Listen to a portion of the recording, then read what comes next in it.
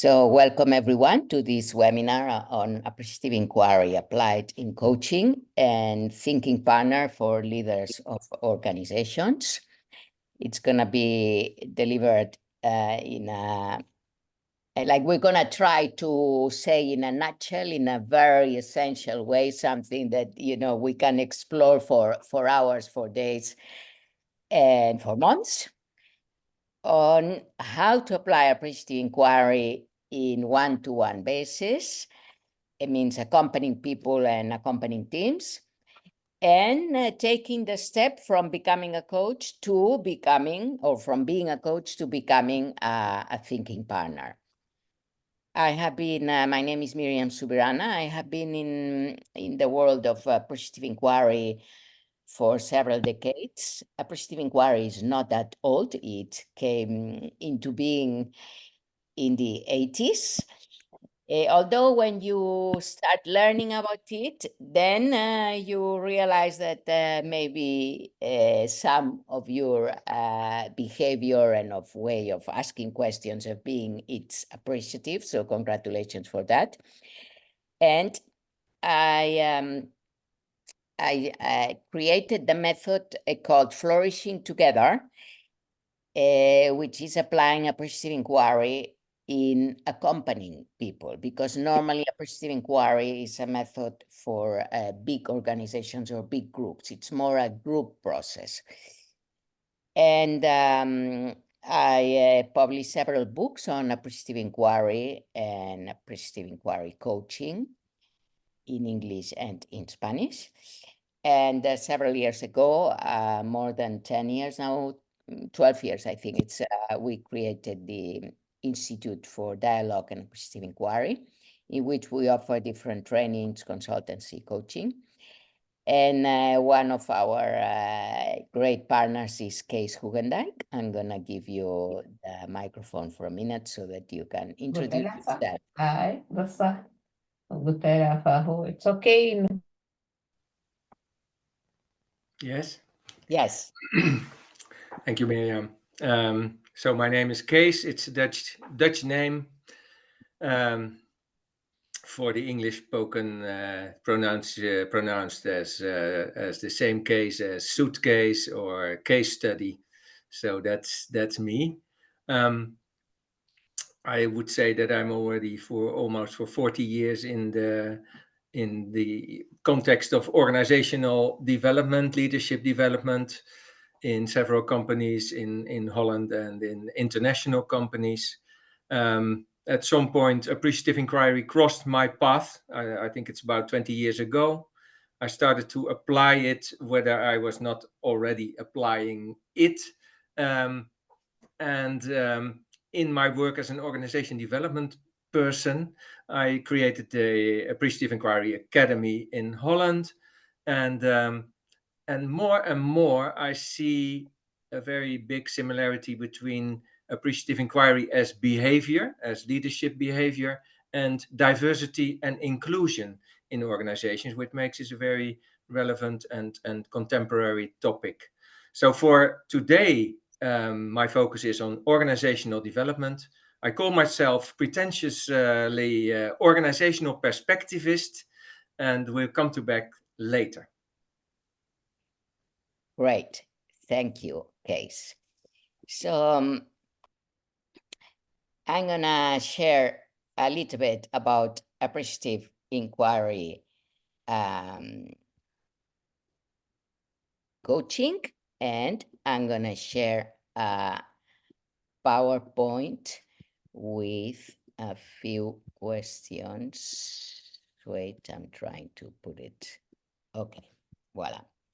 So as all of you know, or most of you present here are coaches or work in the coaching field. And as coaches, we find questions and we try to find the right question for the right person at the right moment. What we focus on, we make it grow.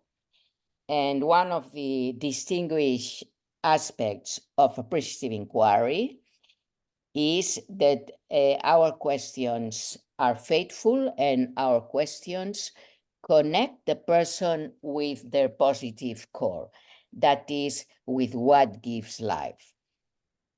What do we mean by the positive core?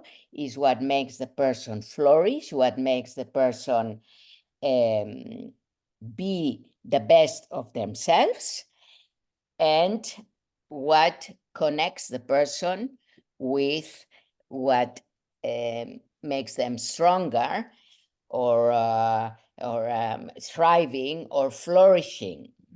So normally the person comes to a session or asks for a coach or someone that accompanies them because they have a situation, because they have a doubt, because they don't know whether to go A or go B. And sometimes the questions come, the question they have themselves is, what should I do, A or B? And so they ask for a coach. Many of you have experiences, and they come with many different situations. And in appreciative inquiry, we don't start inquiring in what is the problem first, but we start inquiring in what gives life to the person, what motivates the person, what connects the person with the best of themselves. So if the person, like a director of a bank office that reduced their offices, and she came and she told me, well, I've been working more than 40 years in this bank, and now they offer me to quit. And they offer me good money to live, because it seems that maybe in 2-3 years, maybe they have to reduce the offices, and maybe they will anyway ask many people to leave. And so I don't know what to do, whether to wait 2-3 years and maybe I continue the whole of my life in the bank, or maybe they still fire me, or whether to take this opportunity and get the money they are offering and start from zero. So I asked her, well, what gives you life? What moves you? And all her answers had nothing to do with the work in the bank. So actually I asked myself, okay, what are you doing there if it's, if it doesn't give you life? And I didn't ask the question like that, but she told me, well, everyone has to earn money some way. So that's why, I thought people were just to earn money. And I said, no, there are many ways to work in which you can, at the same time, fulfill yourself and develop yourself and use your talent. So that was the first thing. If she sees that it was a woman, when she saw that what gives her life is connected with other kinds of work, other kinds of things, like she wanted to do craft things, and actually she was doing it in her free time, then the person is having more clarity to take the decision. So that is one of the key aspects of appreciative inquiry applied in coaching, asking questions of what gives life to the person. Now, the next is that in appreciative inquiry, there is a 5D cycle in which we appreciate what gives life. That would be the discovery phase. We imagine how could it be. That would be the dream phase. We dialogue on how should it be. That would be the design phase. And we innovate. What will it be like? This would be the destiny delivery phase. So in the cycle of 5Ds, the first D is to define the topic. What are we going to talk about? And that is also a difference between different coaching, and appreciative inquiry. We define an affirmative topic. For example, someone that came to me, he was getting very angry at work with his boss. And he read one of my first books, which is called Dare to Live, which has been published in English and Portuguese and Spanish, in which I talk about tolerance as acceptance, transforming, transcended, not tolerance in a way of something very, very difficult. So he said, well, you're an expert about how to work in tolerance. So I need to tolerate. That's why I came to you. And so you see, his petition came from the obligation, I need to. And many times the client comes with this obligation. I need to be able to do this. I need to be able to do that. So I asked him, do you see yourself being more tolerant? And he said, this is boring. I don't see myself like that. So I said, then, it's going to be very difficult to work on something that you don't see yourself being like that. And so we work in defining a topic. In his case, after a couple of sessions, it took a couple of sessions, we defined how to bring smiles into people, how to bring joy into people. As a child, he wanted to be a clown, but his parents thought this is crazy. How are we going to have a son that is going to become a clown? So anyway, he was influenced by his parents. He didn't pursue his wish, but this was what he wanted. So he went to a workshop of clown workshop, and you see, by bringing smiles to people, you have to tolerate how they look at you, how they see you, what they think about you. So you practice tolerance but from the image that moves you. In his case was, okay, I want to make people smile, not people angry. So these are just a few examples. I will move on with this. And so we choose, if you don't mind to close your microphone, because I hear someone else speaking. Actually, I'm gonna make Case also a host so that you can also help with these microphones. Okay. So we choose an affirmative topic. We ask about what is in the person that enhances their life. We visualize the preferred future. We find an attractive and magnetic image. We articulate provocative proposals, and then we construct a preferred future through commitments and agreements. This would be very, very briefly, as I said, in a nutshell, how to accompany through appreciative inquiry coaching. Okay, we use AI, and now AI is more well known as artificial intelligence, but here it means appreciative inquiry. So affirmative topic means, what do you want? What do you want more of instead of what do you want less of?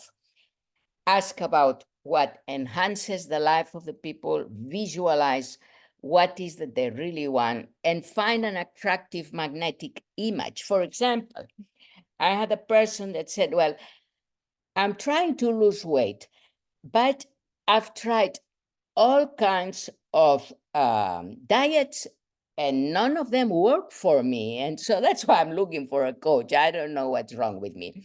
So I asked her, do you see yourself thinner? And she said, no. And I said, then, no, if you don't see yourself losing weight, the result of losing weight, if you don't see that, if you don't see that image of yourself like that, then you will not be able, or it will be more difficult. Let's put it this way, it will be more difficult. So attractive magnetic images are images that we accompany the person to create, that attracts them to the change they want. So let's say that I am here in a situation in which I'm very unhappy and I want to change. So I can leave the situation out of frustration, out of suffering, out of not being able to cope anymore with it. And so I leave that situation from an energy of resentment, of guilt, of rage, of frustration. So let's say more emotional, negative emotions.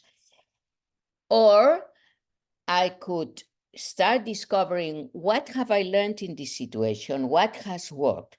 What have I developed thanks to this situation? Maybe I've developed more tolerance, more strength, more capacity to see clear what I want and what I don't want.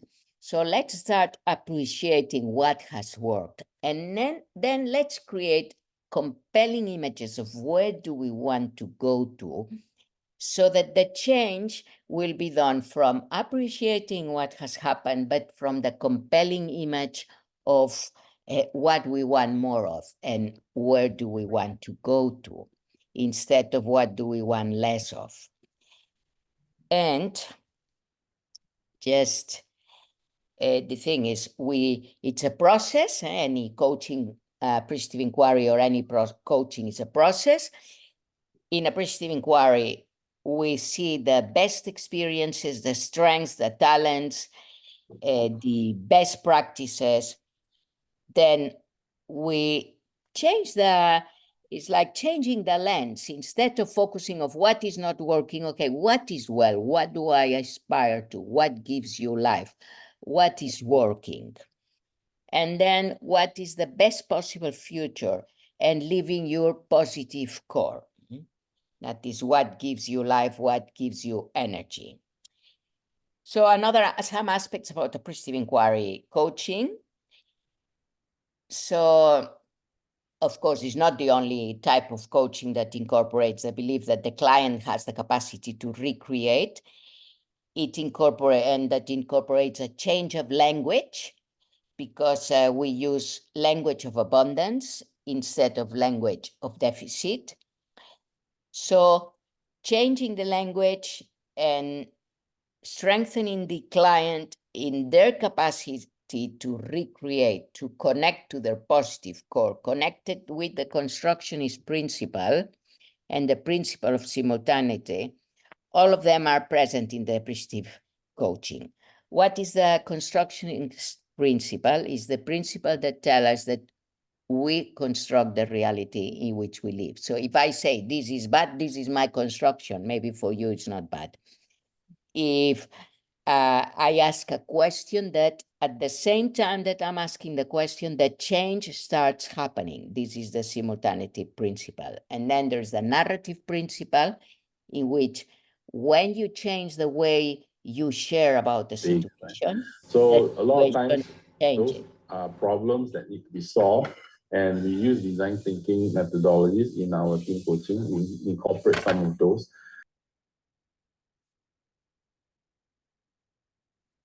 So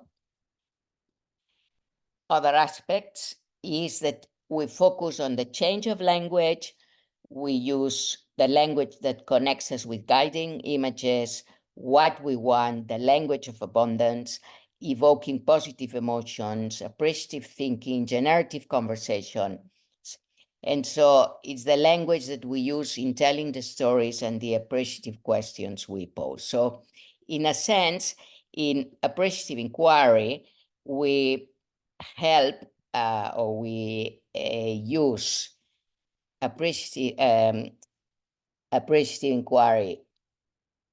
Yes, I think we are recording. Someone is asking if we are recording. Yes, we are recording. So power of compelling images, generative process, positive core, and flourishing together. What does it mean, flourishing together? It means that the coach also flourishes as it's accompanying the client.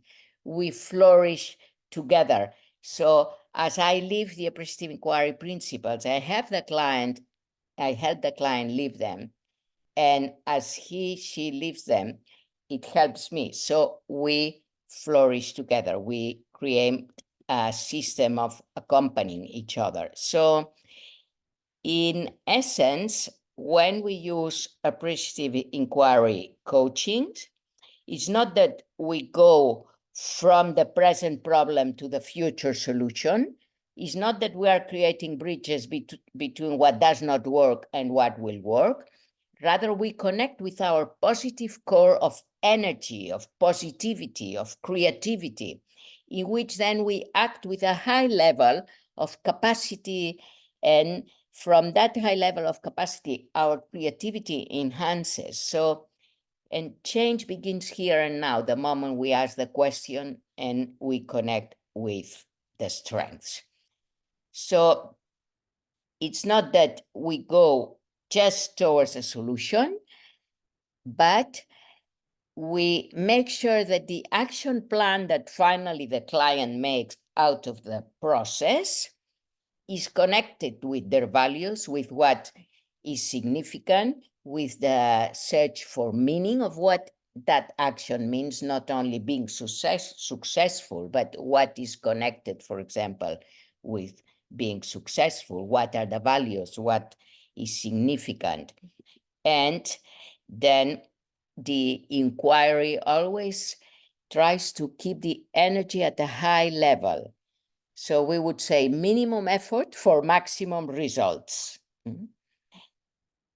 And when there is no resistance, the task is simply the task and does not feel like a struggle or effort. The energy flows.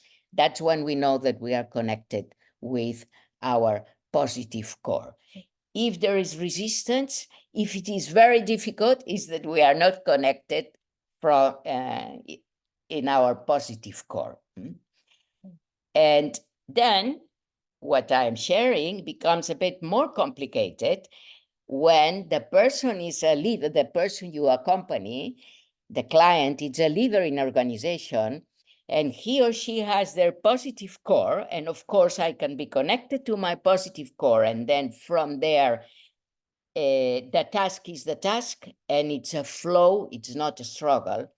But the system around me, which is the organization, has some complexity, some complications, some more, I would say, more chaotic sometimes situations. And my positive core may not be connected to the positive core of the organization. And that's when becoming a thinking partner enters into the field. It's like if I am coaching a leader and I learn to become a thinking partner, I have a lot more tools, not only appreciative inquiry, to help that client be connected with their positive core, but be able to flow with the complicated situations that come into place. And so that's where I'm going to ask Case to share about being and becoming thinking partner. And sorry, I was so focused in what I was saying, I wasn't reading the chat. Thank you, Case, for answering. I don't know if Case is, okay, yes. Please connect your audio, yeah. So I don't see my own slide, but you would pick up from here. You introduce the slide, and then slowly we. Yeah. Okay. Yeah. I Yes. see the slide. I hope everyone is seeing the slide. So what we see in the slide, let's say, if you can say yes or no in the chat, at least a couple of people can say yes or no, or put your microphone on. I am seeing the slide. Yes, see the slide. Yes, Thank we can you. see. Great, thank you. So let's say if we go to the blue part, that's me, the thinking partner. I ask questions, I listen, I appreciate. And there is an inquiry repertoire. In this inquiry repertoire, one of the methodologies is appreciative inquiry, but we have humble inquiry, provocative inquiry, relational inquiry, and we have different kinds of inquiry. And what does it take to be a thinking partner? if we go to the bottom left, the role is to help the other to change, adjust, or improve his or her thinking in such a way that he or she is able to handle a certain problem. And if we go to the top right, to transcend the thinking to another level and include all previous levels with it. So Casey's going to share about the different levels. So when we see at the center, the other is the client who has a case, a situation. Case about the case. You asked me to take over? Yes, thank you. Yeah, okay. Okay. I just become again aware of a bit of a paradoxic situation here, that Miriam was talking about appreciative inquiry, showed some questions, asked some questions, but we're still talking about appreciative inquiry. This counts even more that in the following, I'm talking about thinking partnership, but that is so different from doing thinking partner. So, but since this is sort of impossible to be a thinking partner with 50 other clients on the other side of the screen, the next minutes I will share some thoughts and ideas with you. I'm not the ultimate role model of being a thinking partner. I'm talking about thinking partner. Please take that in mind. And I also am aware that showing this picture is quite overwhelming, because normally all these little elements in the picture we show one by one. So I'm gonna remove it in a second, just by, if you look at it through your not so sharp, through your eyelids, that you see there's the blue thinking partner, there's, let's say, the other we call the client, and in the case of what we are discussing here, there's a whole world behind that client, what we call his or her organization. And we come to the realm of organizational development. This, what we are talking about and we're calling thinking partner, is actually being thinking partner in the context of a client being a representative or maybe even a responsible for the well-being of an organization. So for now, I close this sheet. I hope it's gone. And then you see me. That is at least a little bit more alike being a thinking partner, that there's no PowerPoint slide in between us. And let me give you just a try, an attempt to share you a little bit. And I could say, forget everything what I'm saying, because it's still a lot of information.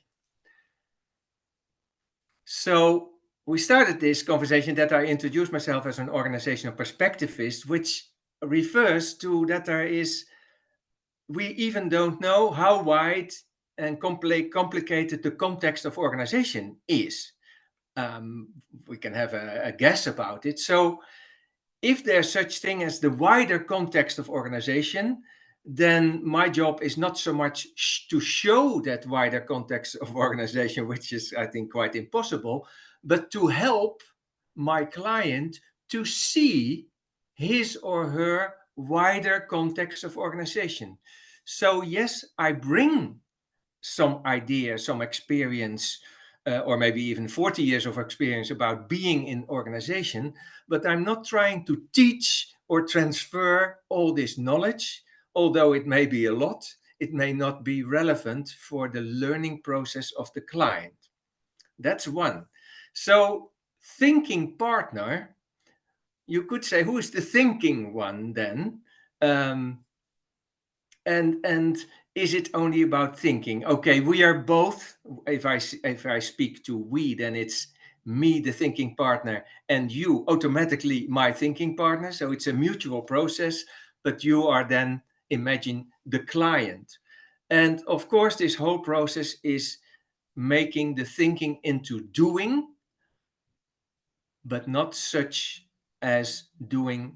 It should be a conscious doing. My client, the ideal client of the thinking partner in this respect is an organizational actor, is someone whose role is to shape an organization, to lead. Maybe you find such a person in a manager, leader, board member, but it can be any manager on any level of it, a team leader, project leader maybe. And so the role of that person is to help, to support, to facilitate, to enable. What kind of words? You can't make the organization change, but still he or she is somehow responsible for that, because he doesn't have another job like making cookies or something. It's making organizations. So that is the client.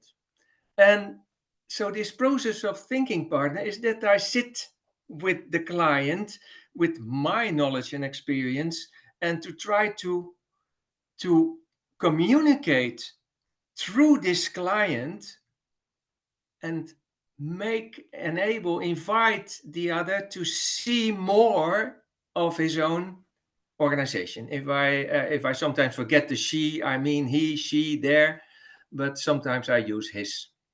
So to compare with a people coach, then you also, as a people coach, you also have knowledge about, let's say, the psychology of a person, and you're not sharing that knowledge. You use that knowledge, and you don't talk about psychology.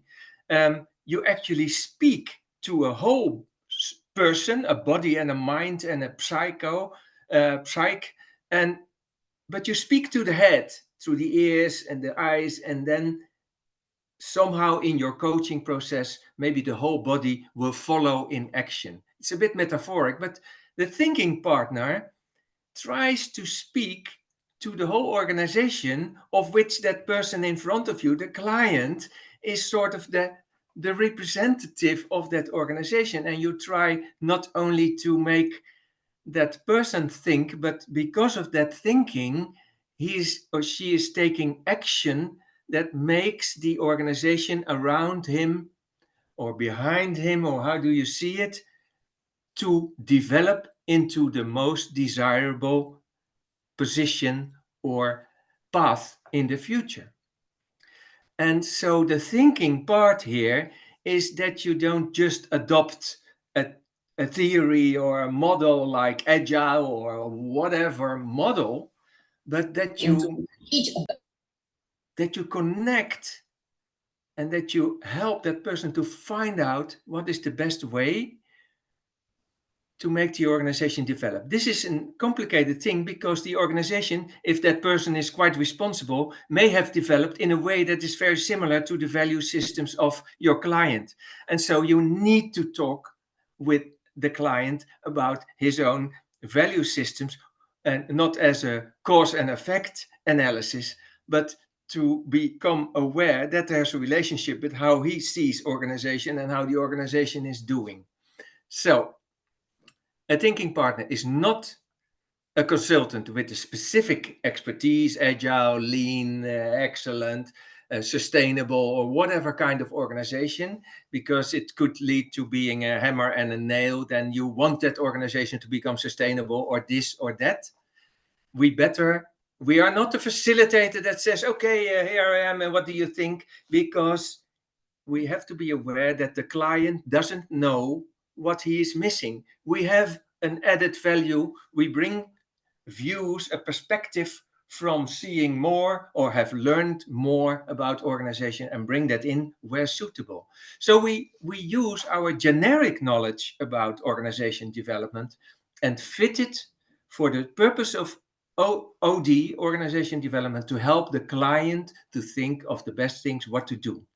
Now, what could that be if you turn that into a conversational process, which you could see as a coaching process or a mentoring process? At least it's a conversational process, fantastically described in a book that's already here for 100 years, Process Consultation Revisited, Building the Helping Relationship, Edgar Schein. And one later book, Edgar Schein, Humble Inquiry, The Gentle Art of Asking Instead of Telling. So these are already two sides of a medal. It's about the process what happens between the client and the thinking partner. It's about a style of what happens, a friendly style, and it's about organizational development. It's about learning. So if you take the typical steps of such a process, and I'm not trying to sell a course of thinking part, it's very time consuming, cost a lot of effort for me and for you, by the way, to go into the advanced part of the course. And you need to work hard, but you need to go into a conversation with your own client. You have to find the client, and then first you relate to that client. You try to find out how you view, how you look at the world. And you are not the wise guy that that knows everything. We have also a certain kind of viewing about how we see the world, how we see organization, and the other. In that ways of viewing, which is based on your underlying value systems, there could already be a huge misunderstanding even in your conversation without going into organization development yet.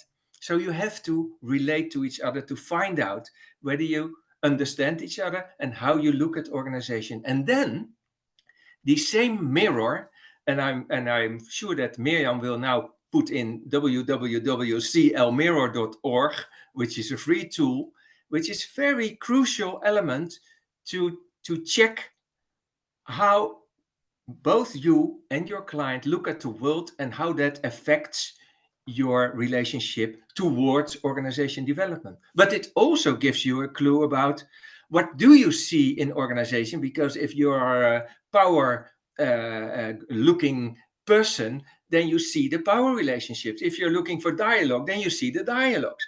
That if you want dialogue and you can't see the dialogue, then it's just theory, it's text. I want a more dialogical organization. But the thing is, of course, you have to become more dialogic before that. And if you have a tendency to be a monologic person, I'm very dialogic, but I'm having a monologue at the moment, and I'm aware of that. So all these things happen, and then we still have to go into organization. Just to illustrate this, one of the students at the moment in the Advanced Thinking Partner course has made 4 pages of report of his first meeting with his client. And this is an essential piece of picture, because one of those profiles, which is the value profile of a connective leader, is of the client, and one is of himself. And you see, at least what you can see is a difference. And they discussed this, and he made a 4 pages report about it and how this really touched the client. Said, wow. But then what happened, and I'm going very fast, then the client said, oh, I should become more green or more red. And then this is my guiding question, because we need to create a guiding questions. And then I said, oh, to my client, wow, this is nice. But it's not so much that you're ready now, that the client accepted the view and that you understand each other, and that you need that the client now finally knows that he has to become more orange or something, which you can discuss whether it's possible to become more orange when you are purple.